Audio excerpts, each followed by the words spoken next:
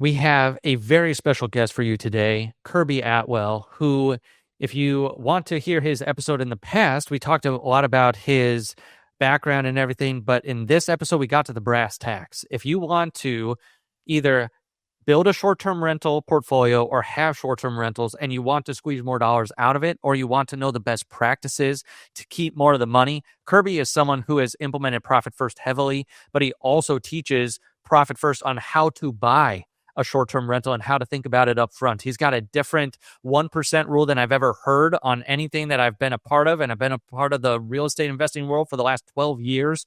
So this is an episode that can put more money in your pocket on the front end if you're looking to buy these types of properties, or if you're looking to keep more of the cash as well too. I want you to listen to this episode and glean a lot of this wisdom that Kirby gives. Enjoy the show. Hey, welcome back to the Profit First RI podcast. Kirby, it's great to see you again on the podcast. Thanks for being here today. It's awesome to be here, David. Thank you for having me. Yeah, well, I know we've done this years ago, and now I want to get into some of the stuff that you're doing today. I love your brand, Living Off Rentals, and how you really have leaned into that. You've helped hundreds of students now. How many students have you worked with? Just off the top of your head, do you know like how many people you've worked with over the last few years? Yeah, it's just under 400 since we started coaching students through this short-term rental strategy that I'm going to talk about today. We started almost exactly 5 years ago now. Oh, wow. Very cool. Yep. And I'm there at like the 7-year mark. So I feel like we've been, especially when the book first came out, you were a big proponent back then. We're on the podcast. So if you want to get Kirby's full story, we'll go into that in that podcast. So just look for Kirby's name back then. But I want to get into what you're doing now today and what you're really seeing in the market. So let's just jump right into this, because when I asked you some of the questions pre-show, you said you'd rather buy the highest cash flowing short-term rental than the prettiest one, which I think is great. So why, can you give us a real comp? Maybe a pretty property you passed on versus an ugly one that made more money. Do you have an example of one of those in person? Absolutely. I can give one from this week from a member of my program, actually. So if for most people, like when you say the term short-term rental or Airbnb, most people's head is going to go straight to the mountain single-family home, beautiful cabin in the woods, luxury properties typically, or the beachfront location or the desert oasis in Joshua Tree. These are all like the most popular ones. And so people just assume that means Airbnb, but they don't recognize that there was 500 million bookings on Airbnb alone last year. Wow. Not including Vrbo or direct bookings. And a lot of those were non-leisure travelers. They were just people traveling for work, a wedding, a funeral, visiting family, staying at a hospital, staying near a hospital because they're getting treatment. Tons of reasons. And so a lot of those go overlooked.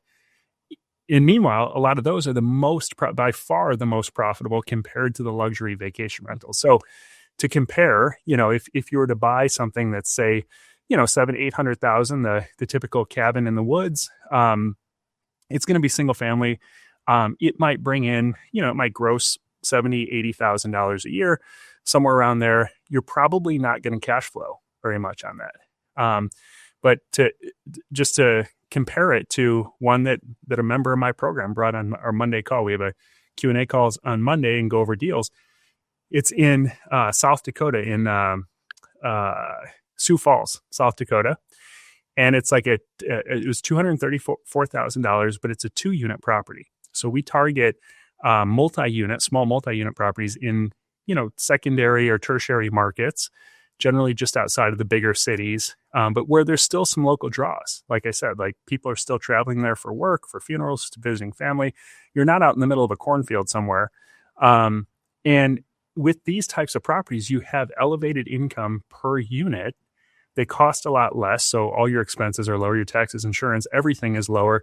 But yet on a property like that, you could still bring in $70,000. So same amount of money you're bringing in, because that's $35,000 per unit, which is that's not a extravagant amount of money. I mean, that's like $130 average nightly rate with 60, 65%, 70% occupancy, something like that.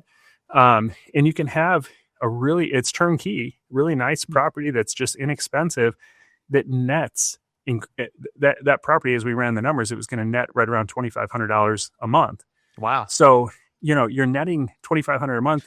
on a $230,000 property compared to the $700,000 or $800,000 cabin in the woods that brings in the same gross, but it nets nothing or loses Right. money on a monthly basis. So we focus on the highest cash flow possible. Yeah. So what would that same property, if you ran it for a long-term rental, what do you think that the cash flow would be on that? Yeah, so it would be a few $100. I mean, it would do okay. But and that's what we always look at as the backup option. Yeah. Because if I own a $700,000-$800,000 cabin in the woods and I build a portfolio of those, and then COVID-19 or COVID-20 or whatever the next shutdown or Right. war or financial crisis or whatever that causes people to stop traveling happens, then what? You can't convert those to long-term rentals without losing thousands of dollars a month per property.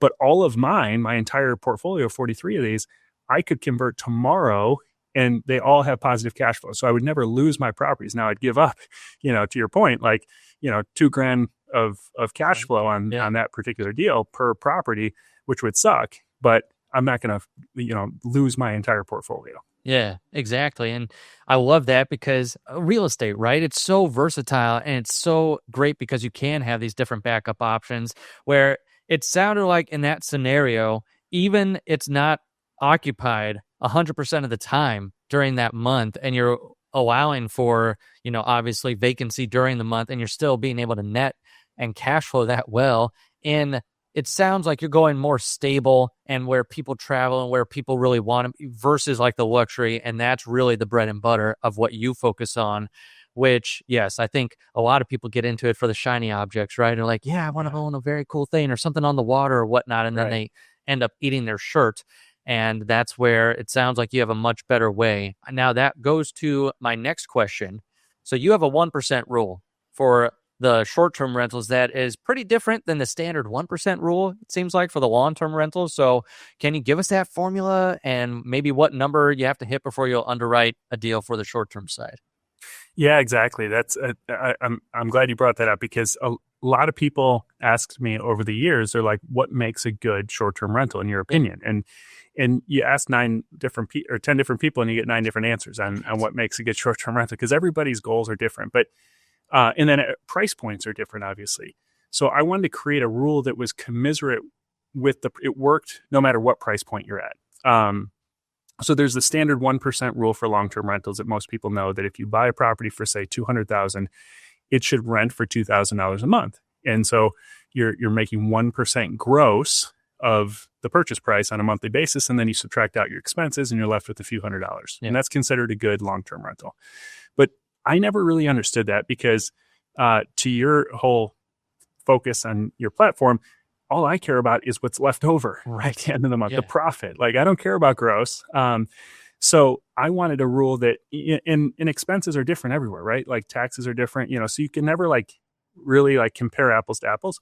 So I wanted a rule that I could compare net profit. And so I started to realize as I got into this small multi-unit strategy that if I bought the right small multi-unit, again, just outside of these cities, not in the cities where it's 4 times as expensive, but just outside where the nightly rate and occupancy is still pretty elevated, but yet I'm buying it for a fourth of the cost, I could net 1% of the purchase price. So that same property that I just talked about in Sioux Falls, if you're buying it for $235,000 and it brings in $2,500 a month, that exceeds 1% net of the purchase price. And that's after mortgage, taxes, insurance, your cleaners, your utilities, your lawn maintenance, you're set aside for maintenance on a monthly basis.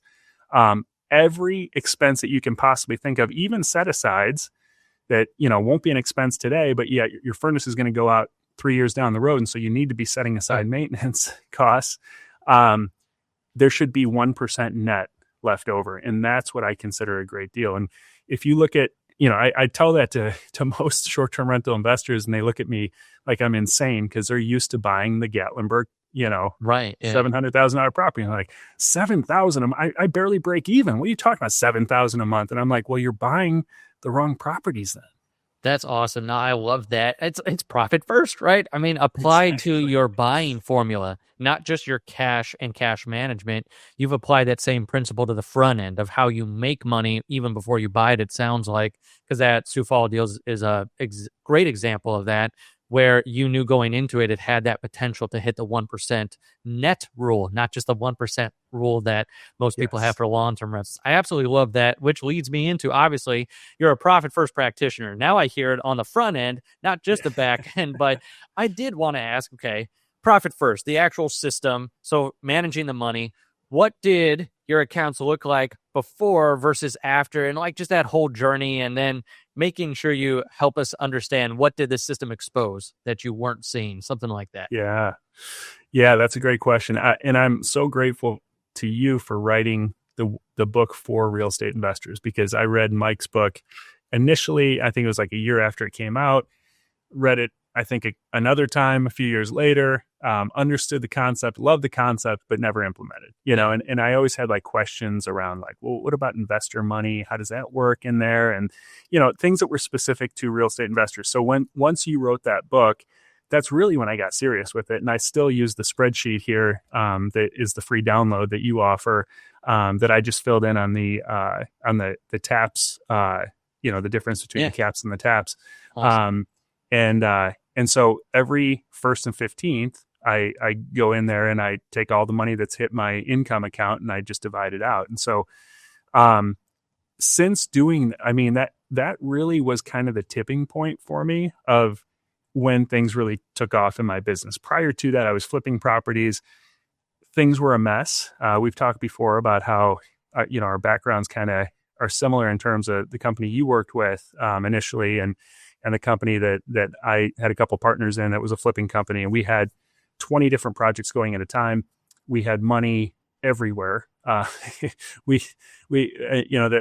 mentioned on my podcast, I had over $1 million one time in our checking account and had no clue if any of it was profit. Yeah. If all of it was from investors, because different investors would, give you money up front. Some would give you in draws. We had 20 different projects going on, and it was, you feel like you got a bunch of money, but then at the end of the day, once you figure it all out, there's not much left over. And you always feel like you're robbing your business anytime you take money from it. So once I implemented this, then the clarity was just, it was like the clouds parted in terms of clarity. And I could actually work on the things that drove the highest profit then. And so I have 2 different accounts that I run profit first out of. I've got my active income LLC account. Awesome. So, if I do a flip, I rarely do a flip anymore, but if I do, I'll run it through there.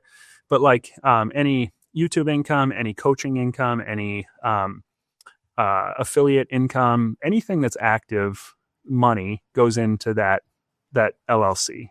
It's taxed as an S corp.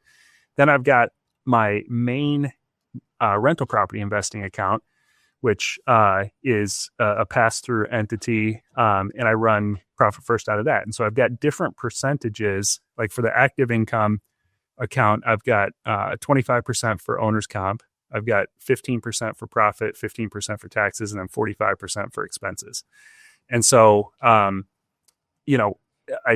1st and 15th, I'll pay my team members and I'll separate it all out into those buckets. And it's amazing being able to watch, your profit account grow, your owner's comp grow, all the accounts really grow over time. And then the real estate account, I've got owner's comp is 35%, profit is 10%, taxes 5%, expenses 40%, and then a repairs set aside for 10%, awesome. Which I don't have in the other one. So now like my repairs account right now, I think I've got 15 grand sitting there that I don't have designated for anything, but it's sitting there in case that furnace does go out, and it just feels good to know that I'm covered, and I don't have to worry like, oh no, I've got to dip into like my expense account now to pay for this furnace. That's separate. So that's how I do it. Really went from chaos to clarity, where you really now understand where every dollar is going, and you have that peace of mind for the reserves and really being able to take stuff in stride now, where before it's like, okay, what is this mine? Is it not mine? I have $1 million here. $1 million is a lot of money, it sounds like, but not if you feel guilty about taking the money out. It's not very much. So I love the journey there around profit first. But you also mentioned when I was asking a pre-show that it kind of coincided with outsourcing some of the day-to-day. of your Mm-hmm. business. So do you want to talk about that? Was it a coincidence, or did Profit First help push you to be able to get out of the day-to-day, or I don't know, help you hire people? Let me know if that coincided with that or if it was just a fluke. Yeah, well, I think it's not super intuitive, right off the bat that happens. But initially when I basically converted from flipping to doing short-term rentals around like 2016, 2017. So, almost 10 years ago now. And I was doing everything myself. Like we started with our first property in the basement of our home, worked out really well, but we were doing everything ourselves. And at the time, I remember making a stretch goal of 30 short-term rentals. And I was like, oh man, if I could get to 30, like we are set for life. Like that's Yeah. like, that's felt like I thought about the work involved in one. And I was like, I don't know how that could ever happen, but if we could get to 30, well, now we are about to list our 43rd Oh, wow. short-term rental property. And I tell people all the time, I do way less today than on all 43 properties than I did on our first one. Hmm. And it's because as we grew, we started to implement it. It lends itself, the short-term rental business lends itself well to organically implementing structures as you grow that grow with their business. So we didn't go get a property manager. Instead, after we got to 4 or 5, then we hired our first virtual team member who started to take it, the bookings for us. And then, as we added more, we added a second virtual team member. So they started working in shifts. And then they started hiring the cleaners on our behalf. And then they started, coordinating with contractors. And now we're to a point where we have 4 full-time team members. They're based in the Philippines. They're phenomenal team members, speak perfect English. They have years of experience doing short-term rental management and, very affordable. I mean, a tiny fraction of the cost of what a property manager would be across all our, portfolio. And I'm not involved in any of the day-to-day. Like we just hired probably 4 or 5 new cleaners because it's a peak season, super busy, summertime. And I've never met them. I've never talked to those cleaners. They're doing a fantastic job for us. 5-star reviews on them. And they managed the entire process. They found them through referrals. They interviewed them. They did a trial clean with our head cleaner. And so, yeah, I talked to people who have 2 or 3 properties and they can't imagine that. So once we started seeing that we had the ability to hire, like it was clear to us, okay, we do have the margin here in our expense account or in our profit account or wherever we wanted to pull that out of, to allow us to start to grow organically. And our margins actually have gotten better and better over time because we've gained economies of scale with more properties. But it wasn't possible before we had Profit First because we couldn't see where the different dollars were designated and you didn't feel comfortable bringing on staff members. Okay, so it helped you with the hiring process, and then other systems started to take over because as you grew, it sounds like a lot of it, like you said, was organic in that you had to put these systems in place, and like it just lended to it. And there's a lot of good softwares out there today that help to manage this. Yeah. And then sounds like you can train people in no matter where they live in the world as well to help you with this process, which is also incredible. I wanted to know when you teach people, when you work with them, is there usually an amount that you're trying to get them to, whether it's in number of short-term rentals or a number of cash flow or something like, is there something that you're usually working with them on, like as a first big goal? Yeah, that's a great question. I've talked to, I talk to anyone who's interested in the program and do sort of an interview before we allow them to come into the program just to make sure it's a good fit. Because I don't want somebody in who's it's not a good fit, doesn't align with their goals.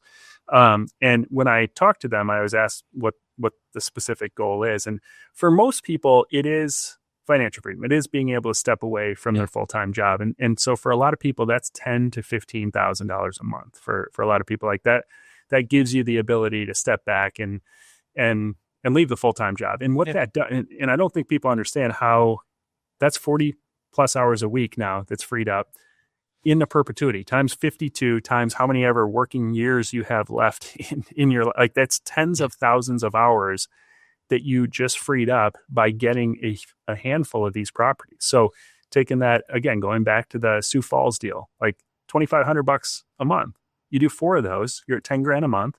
And now you just freed up tens of thousands of hours that you no longer owe somebody else just to survive. Like before, you were working 40 plus hours a week just to bring in enough to pay your bills.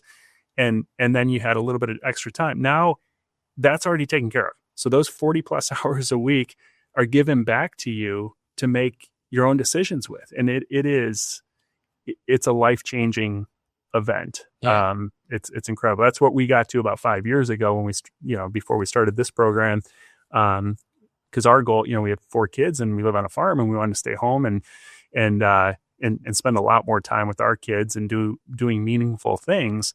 And we couldn't do that before working full-time jobs. And this has just given us so much more flexibility. No, I love that. And it sounds like in your life, in your business, it's very much you begin with the end in mind, and being intentional to build things around that.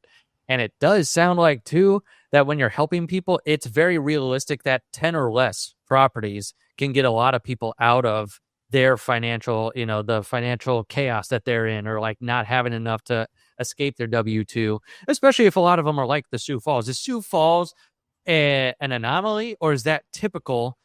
Or I don't know. I just want to know if that one's like 2,500 or 1,000. Like, what's typical for a lot of the short-term rentals that you see on average? Yeah, that's a great question. So the sweet spot for this 1% net rule that I've found over the years is kind of between 200 at the very low end up to about 500,000. Oh, wow. So if you're buying a 2 to 4 unit property, which we target, and it doesn't have to be like a duplex or triplex. It could be like a house with a finished basement or a finished garage, sure. or even a tree house or ADU in the back. I've got a barn right behind, or I'm in a barn, and I've got a Airbnb that we built into the corner of the barn. Like my podcast studio and office is in this corner. We've got a gym in the other corner, and so it can be super creative, but multiple streams of income. And if you find a 2 to 4 unit in that price range, that's in a relatively affordable area. I see the Midwest and Southeast is like the main bread and butter where this is possible. That's very doable. So I'd say the Sioux Falls one, I don't know that we've done too many others in South Dakota. Actually, the girl who's buying this one, she did one other. She's from there originally. She lives, I think, in the South now. But yeah, any towns along the Rust Belt, the Great Lakes, like you can buy a really nice turnkey 2-3 unit property for $300,000-$400,000 that produces that type of cash flow. That's awesome. So that you've narrowed it down to where when you help someone, you're really helping them in that 2 to 500 space, 2 to 500,000, and trying to get that 1% net rule, which is a total profit first mindset of like, okay, we're beginning with the end in mind. We want to get this net, and then we're able to distribute from there in the profit first buckets. Honestly, I recommend Kirby a lot because he sends my book out to every person that becomes part of his, that's part of his coaching. You've sent out, I think, about 400 of your books so far. Yeah, which I am just incredibly grateful to you. So I wanted to publicly thank you. But then you're also a testament to Profit First because you run it yourself, and then you're also passing it on. But then you've also adopted it in your program where from how they acquire deals as well, too, it sounds like from upfront, which I absolutely love that, which I'm just very thankful that there's people like you out there teaching people to do it the right way and beginning with that end in mind and helping them manage the cash while they also build a great revenue machine as well, too. And thankfully, when they work with you, more deals does not mean more chaos necessarily. It means that you're putting them in the best position, and then they just have to listen to you. They just have to listen and follow your model, which is incredible. But before we give people that link, I just wanted you, since you have such a wide array of knowledge in the short-term rental space and with Profit First, if there's a short-term rental owner out there and they're still doing everything themselves, what's one Profit First move that can help get them out of them doing everything themselves the fastest? I just talked to somebody actually not too long ago. He's in Arizona, and he and his brother went out and bought several short-term rentals, and he couldn't wrap his head around he thought I was kind of lying when I was describing what it is that I do, because he's like, there's no way. He's like, we clean every one of our properties and we're running around like we are killing ourselves. We're still working full time because the property's barely make any cash flow. And I don't see how it's possible that you have all this time and you're making so much money.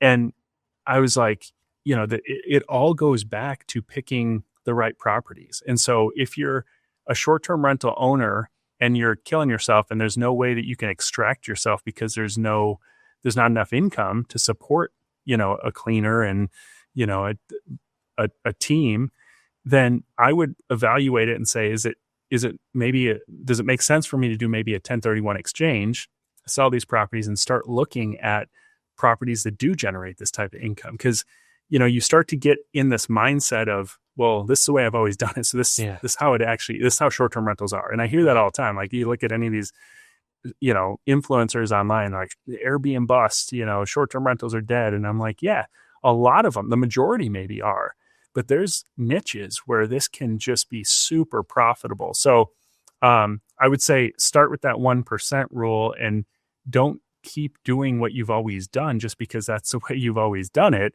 It may be worthwhile to actually liquidate your portfolio and start fresh with one that's super profitable. And it's like a night and day type difference. That's awesome. So don't get stuck in those same mindsets. Have the growth mindset versus the fixed mindset, right? Like Go out there and make sure that you understand that if it's not working today, is there a better way to do it? Has someone proven it? I love that you have like 43 properties because that is usually not how many short-term rentals someone has. Where there's a guy I worked with years ago, he got to like 19 and he's like, nope, too much work.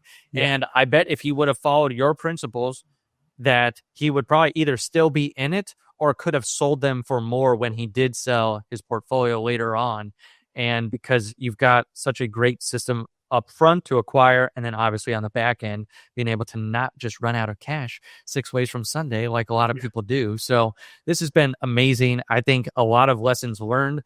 Number one, like make sure that you understand what you're getting into with a short-term rental and that you follow best practices. Don't just follow the social media, like you said, Airbnb and Bust and all the different things out there where it's like, this is someone who really understands the space, but who also knows the best practices, the best properties to get into, making sure that you have a profit first mindset from buying the property all the way to when the money hits your bank account as well too. So I think this was a great episode to go back to listen to if you're thinking about getting into short-term rentals or if you're already a short-term rental owner. Here's some great things to be thinking about that you might have never have thought of before. And if you need more info from Kirby because you're like, yep, I need someone to hold my hand or I need someone to train me on this, I need a coach in this, Kirby, where can they find you? Yeah, so I just created a web class recently that just walks you through my entire strategy. So like, cool. There's probably questions as I'm describing this. You're like, yeah, but what about management? What about, this and that? Right. And, so it's like, I think it's 90 minutes and it's comprehensive. I go through example case study deals that we're doing or members of my program are doing. So you can go to livingoffrentals.com/start. Again, that's livingoffrentals.com/start. And you can check out that web class. And then, if you have questions after, there's a link to my calendar there. So if you have questions after you watch that, you can always set up a call with me. Awesome. So it sounds like they can get even more info or really understand the full scope here and get to know you a little bit more as well too, and specifically on this topic. But another reason I bring people on here, if you're listening to this, I want to also showcase people that are real in this space, that have a good business behind the scenes and aren't just trying to sell you something. They're really here in order to help you get to where you want to be, especially the people that practice profit first, because they're not just out here helping you get more deals or get more revenue.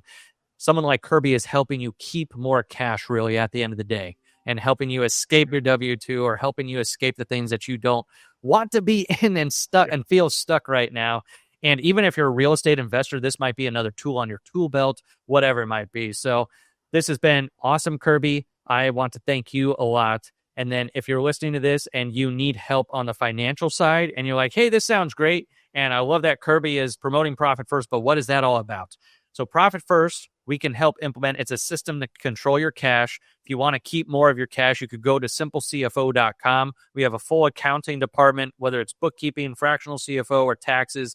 But honestly, my favorite part of what we do is implement Profit First. So you have a story like Kirby. So if you grow to 43, it's not 43 in chaos, it's 43 in clarity. of where your money is going. So that's simplecfo.com. Thank you so much for listening. And then, Kirby, thank you again for sharing your wisdom here today. Well, thanks for writing the book. I really appreciate it. Yeah, well, it was my honor. And go out there. If you're listening to this, make profit a habit in your business.